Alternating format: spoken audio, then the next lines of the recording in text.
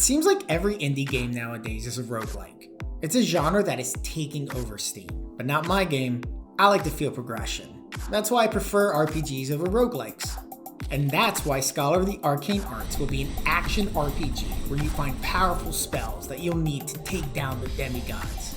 And it's about to come out to early access too. So I had a buddy of mine test the game and give me his thoughts. Hey, what'd you think of the game? Hey, yeah, I thought it was pretty good, but But what? I think it would be better as a roguelike. Ah, Nuorista kuului se polkan tahti, jalkani pohtii kutkutti. Ievan äiti se tyttönsä vahti, vaan kyllähän Ieva se juutti. No, I said to my friend.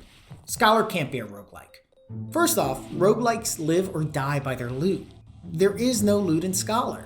You're finding spells, not gear. My friend said, well, if you think of the spells in your game as loot, then Scholar might have some of the best loot I've ever seen. He's out of line, but he's right. Alright, I mean sure, if you think of the spells as loot, then Scholar has loot that lets you cast beams of water, or summon earthquakes. It has loot that lets you pull out a sword from the grave, or create a forest of death. Hell, Scholar has loot that can summon a meteor that comes crashing down. Wait. It's not just the loot. Roguelikes need loot synergy.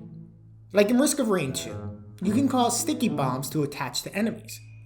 You can also have lightning that bounces between enemies, and sometimes the lightning can proc the sticky bombs to appear on those guys that they just zapped. Synergy. Okay, my friend said. Well, what's your favorite part of Scholar? I answered, that was easy.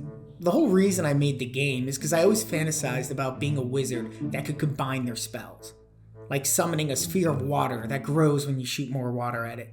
Or if you spawn grass under the water, then the grass will grow thorns and the water would explode into fairies that heal you. And if you put that grass on the ground and shoot fire at it instead, then the grass would catch on fire and deal extra damage. What makes my game unique is the synergy between spells. Okay, I see what you're saying. Scholar would make a great roguelike. Does that mean I have to remake my game though? Well, no. I can keep making the RPG part of the game.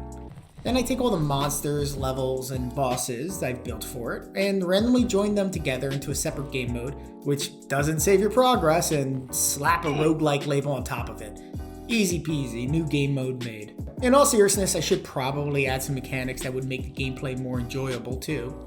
I would love to hear some ideas on what mechanics you guys like in roguelikes. Please leave a comment below on what you'd like to see in Scholar, and we can make this game better together. Something I do enjoy a lot in the game Hades is the choice of loot. Roguelikes have a lot of randomness in them, but the simple act of giving the player a choice between items allow them to have some control in their destiny, and it can lead to intentional builds as well. In the story mode of Scholar, you have to solve puzzles or defeat specific enemies to get specific loot.